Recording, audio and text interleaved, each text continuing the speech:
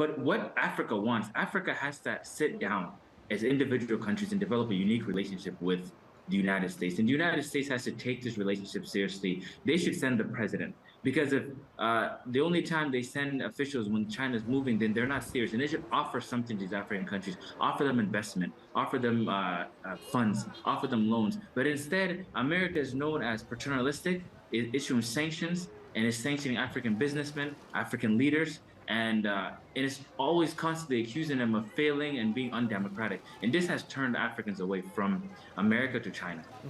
Now, just to play devil's advocate here, there have been some critics of China's role in the African continent, saying that they're providing money quite cheaply and getting some African nations into a so-called debt trap.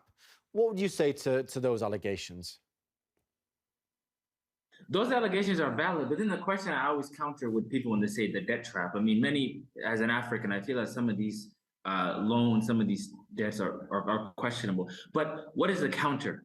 What is the alternative? If you're an African president, an African head of state, and you want to build roads, you want to build hospitals, you want to build airports, you want to do economic development, and you go to the West, and the West is telling you, no, you're undemocratic, you're a dictator, criticizing you, they sanction you, and you turn east and you find that you have another partner who's offering you a package to build an airport, to build roads, to build infrastructure, to build power plants. You're going to go with somebody who does the development. Granted, yes, some of those terms may not be favorable, but what is the alternative? And this is the question I always pose to many people in the West is, what are you going to offer to counter China? It has to be an economic package. It cannot be paternalism. It cannot be sanctions. It cannot be accusing people of being undemocratic. You have to offer economic packages to these people because you lack economic leverage on African countries, and Chinese have economic leverage.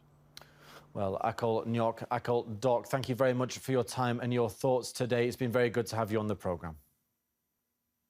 All right, thank you for having me.